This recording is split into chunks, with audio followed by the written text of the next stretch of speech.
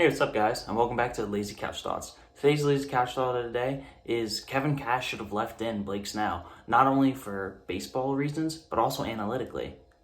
But before we dig in, I just wanted to announce that we're putting some merch on sale this weekend, and this is going to be one of the first shirts that we debut. So if you're interested, be on the lookout. Oh, and Happy Halloween! Early Halloween, close enough.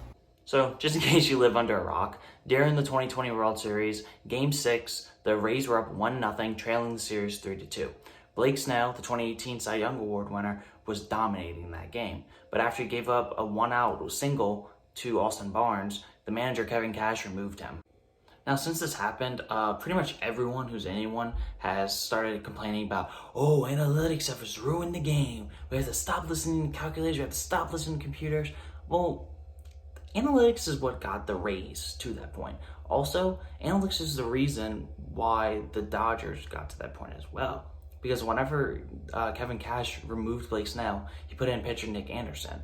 And the first thing that Mookie Betts did whenever they put him in was go to the dugout. They showed his heat map, Nick Anderson's heat map, of where he pitches to certain batters and what counts and what type of pitch. Then you could see Mookie Betts looking at all the information and then smiling and saying, I got this, and then went up and hit a double off of him. So yeah, analytics is okay, guys. But you know what's not okay? Removing Blake Snell. You know why? Analytics didn't really tell Kevin Cash to remove Blake Snell. The analytics to remove him there makes absolutely no sense. If anything, he went against analytics. It's like he looked at them and said, no, my friend. We go opposite. Because if you look at the numbers, Blake Snell's OPS through the third time in the order doesn't rise that much compared to the second time. It goes from about 711 for the second time to about 750 for the third time. And 750 OPS is about an average major league hitter. So it's not very alarming. Also, Blake Snell struck out Mookie Betts, Corey Seager, and Justin Turner in their first two at-bats of the game. So the next three hitters went 0 for 6 against him in that game with 6 strikeouts. Also, whenever you look at the numbers, Mookie Betts' biggest weakness this season was breaking stuff from a left-handed pitcher. So instead, we bring in a righty who's known for his fastball. Analytically speaking, that doesn't really make much sense, does it? Because maybe this move wasn't based on analytics. Maybe it wasn't even based off of gut. But I think there's something a little bit deeper. You see, Nick Anderson has really did struggle that postseason. And he allowed a run in 7 straight appearances, breaking a postseason record. So he was ice cold all postseason. But the thing about Nick Anderson was he was one of the best relievers in baseball over the last 2 years.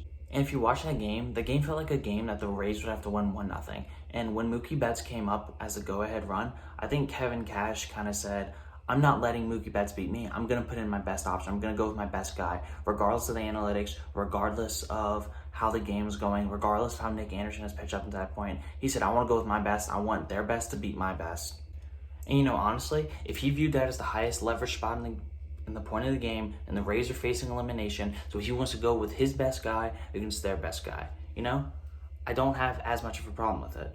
But I do think removing Blake Snell, regardless of any of that, was the wrong move. Because the way that dude was pitching in Game 6 on that night, I don't know if anybody in baseball would have pitched better than him. He was on a completely different planet, and he was smooth sailing all day. He was only at 73 pitches through 5 in the third, and he struck out 9 batters already.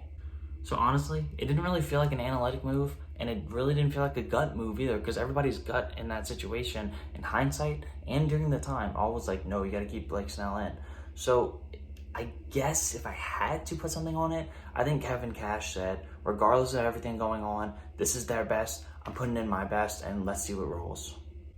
And it rolled all right when Mookie Betts lined a double down on the third base line, and then Nick Anderson threw a wild pitch to score the tying run. And then after that, of course, Seager grounds into fielder's choice, Mookie Betts scores, and Dodgers up 2-1. Mookie Betts hit a home run in the 8th later in the game. Dodgers up 3-1. They win the World Series.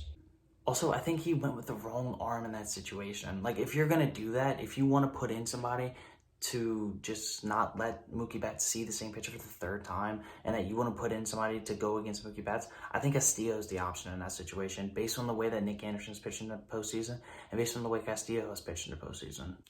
But Kevin Cash is going to be all right. The Rays are going to be all right. Kevin Cash is a great manager. The Rays is a great baseball team. They're going to be back. They're going to be making a run next season. But, man, it's going to be hard for him to live this one down. And I know he's kicking himself about it. But, guys, we just got to give credit to the Dodgers. Rays fans, you're here a year early. And, honestly, you have nothing to be ashamed about. So everyone, let's cool it on the whole, oh my god, analytics is killing the game. Let's cool it on, oh my gosh, we have to stop shifting, because all of it's foolish.